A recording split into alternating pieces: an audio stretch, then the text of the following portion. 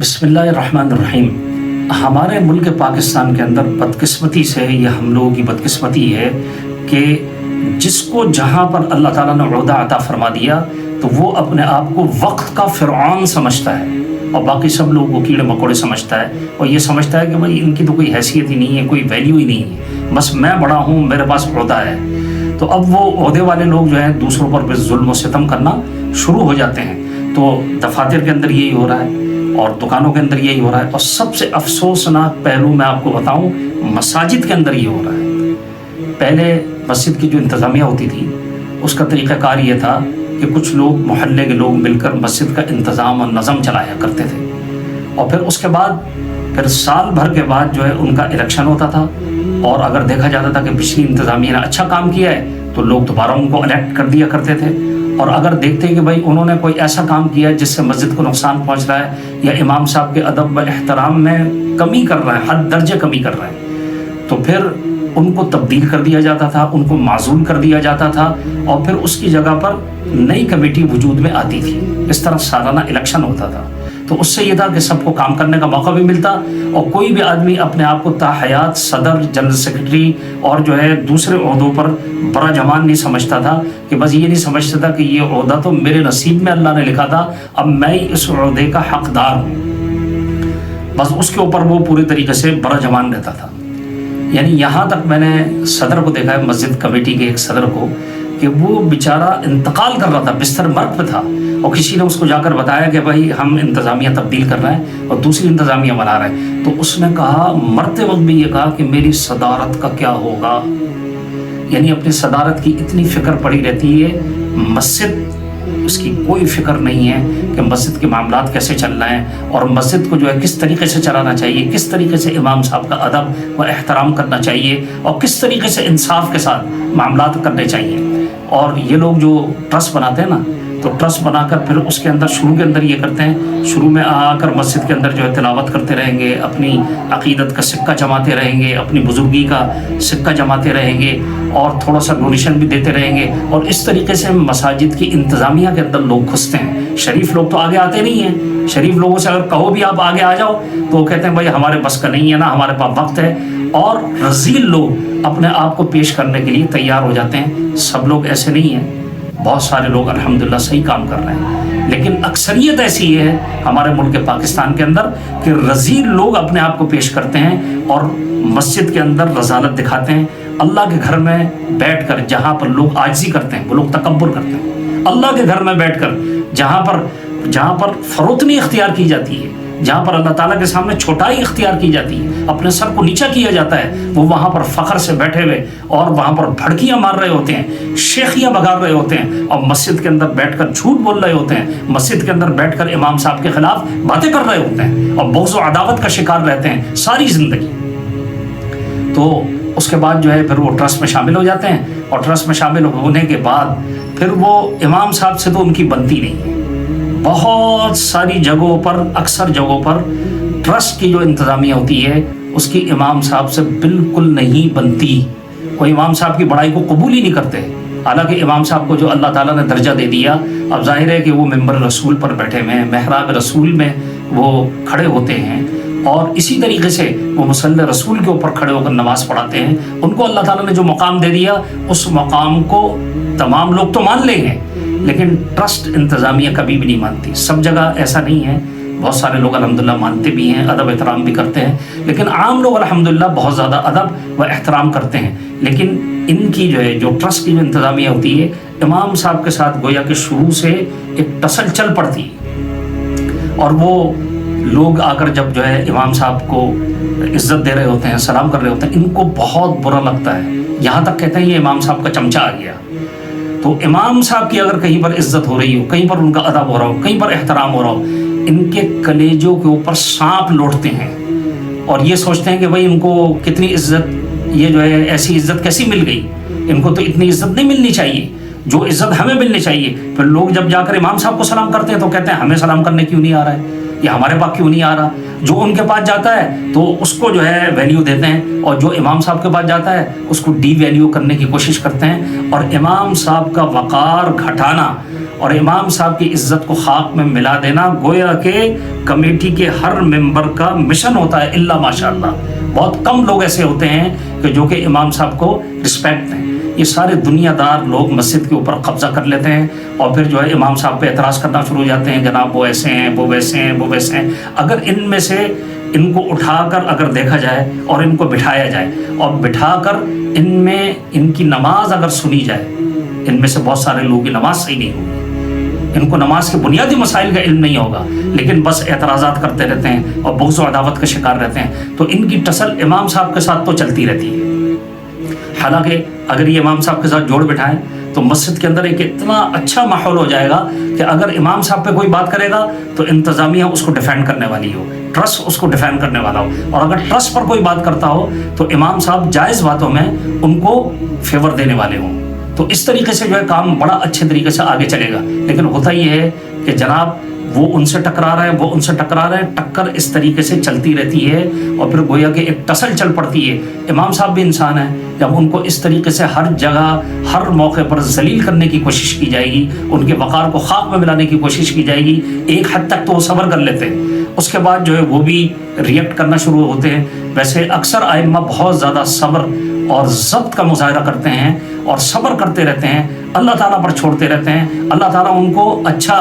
نتیجہ بھی دکھاتا ہے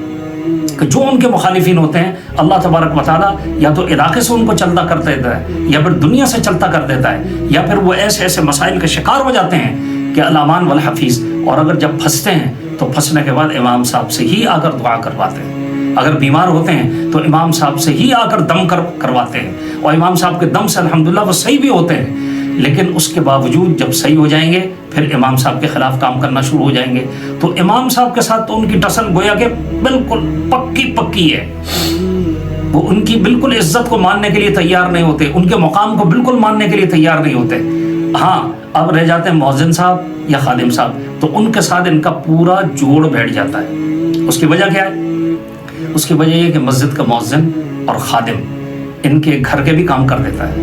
ان کی گاڑی بھی صاف کر دیتا ہے، ان کے گھر کی جھاڑو بھی لگا دیتا ہے، اور ان کے سامان کی شفٹنگ اوپر سے نیچے، نیچے سے اوپر وہ بھی کر دیتا ہے۔ ذرا سا بھی کوئی کام ہوتا ہے صدر صاحب فوراً فون کرتے ہیں، بھائی آ جاؤ، تو وہ فوراً آ جاتا ہے۔ اب جب ظاہر بات ہے کہ جب وہ آئے گا اور آپ کے کام کرے گا تو بینیفٹ بھی لے گا، آپ بھی اس کو بینیفٹ دیتے ہیں۔ پھر وہ جو ہے دوسرا فیور یہ دیتا ہے کہ ان کے جاسوس کا کام کرتا ہے، امام صاحب کب گئے، امام صاحب کب آئے، امام صاحب کیا کر رہے ہیں، امام صاحب کے گھر میں کیا ہو رہا ہے، وہ ساری انفارمیشن،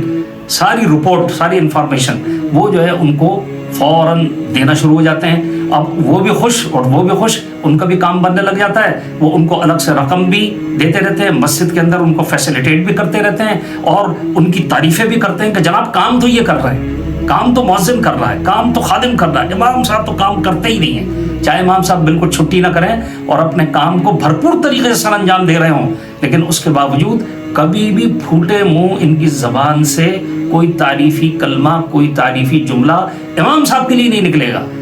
ہاں جو ان کا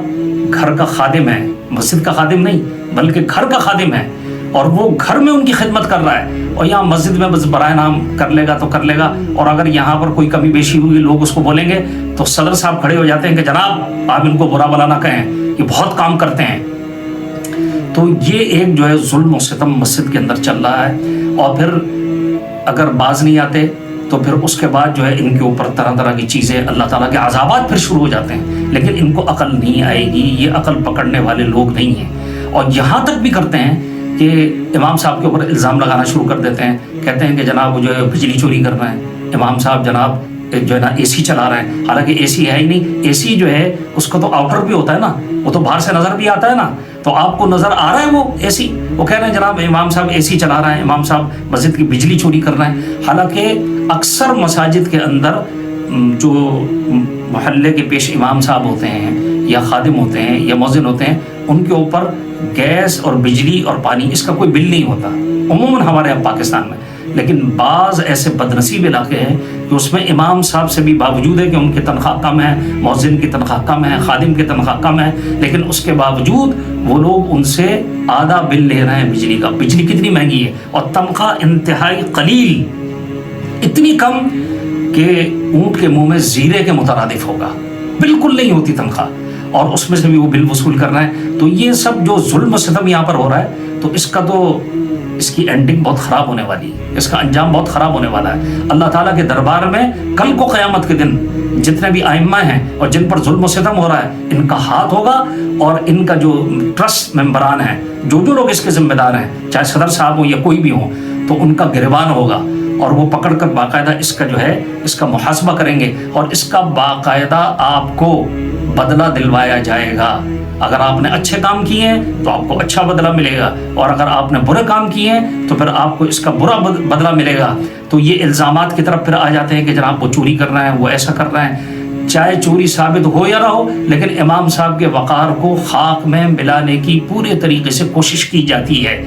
یہ بہت ساری مساجد کے اندر ہو رہا ہے. اس وجہ سے میں یہ بات درد مندانہ انداز میں کہہ رہا ہوں. بہت سارے ائمہ میرے بھائی وہ جو ہے اس ظلم کا شکار ہیں،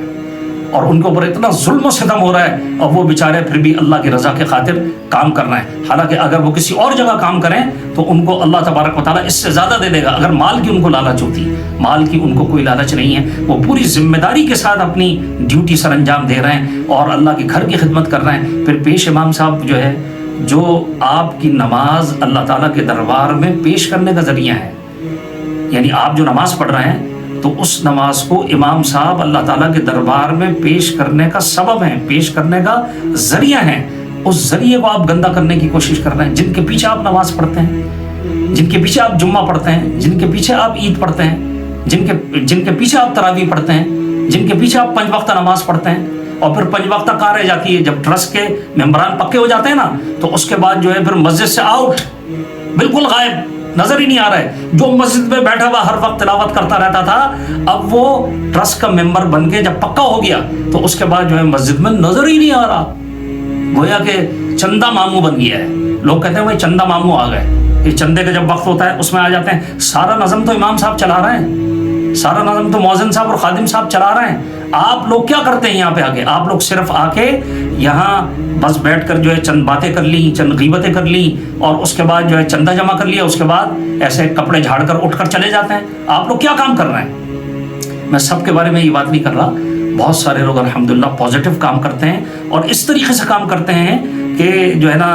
اس کو برابر سر انجام دیتے رہتے ہیں اور طریقے سے کام کرتے ہیں. لیکن پھر ٹرسٹ ممبران جب پکے ہو جاتے ہیں، پکے ہونے کے بعد جناب اب ان کو ڈھونڈتے رہو، وہ نظر ہی نہیں آئے گا. وہ پتہ چلا اپنے گھر میں آرام سے بیٹھا ہوا ہے، اس کو پتا ہے میں پکا ہو گیا، میرا عہدہ پکا ہو گیا. اب وہ اپنے گھر میں آرام سے بیٹھا ہوا ہے اور ایک وقت کی نماز بھی بڑی مشکل سے یا 2 وقت کی نماز بڑی مشکل سے مسجد کے اندر پڑھنے کے لیے آ رہا ہے. اب وہ بالکل غائب ہو گیا. ان میں سے بہت سارے لوگ بوڑھے بھی ہیں، ان ایکٹیو بھی ہیں، کچھ معذور بھی ہیں، کچھ کام کرنے کے بالکل قابل نہیں ہیں، لیکن جناب عہدہ نہیں چھوڑنا. بس عہدے کا تو ایک نشہ ہے، عہدے کا تو ایک لالچ ہے، اور وہ اس کے اندر لگے رہتے ہیں. جناب سب نے کان میں جو ہے نا اور ناک میں پھونک مار دی کہ جناب یہ صدر صاحب ہیں، یہ فلاں صاحب ہیں، یہ فلاں صاحب ہیں. اب اس کے بعد جو ہے وہ جناب وہ تو آسمانوں پہ اڑ رہے ہیں. تو یہ نشہ جو ہے انسان کو تباہی کا شکار کر دیتا ہے. اس لیے جو لوگ بھی جو ہے اس طرح کی حرکتوں کے ملوث ہیں، اس طرح کی حرکتیں کر رہے ہیں، تو ان کی خدمت میں مؤدبانہ درخواست ہے کہ بھائی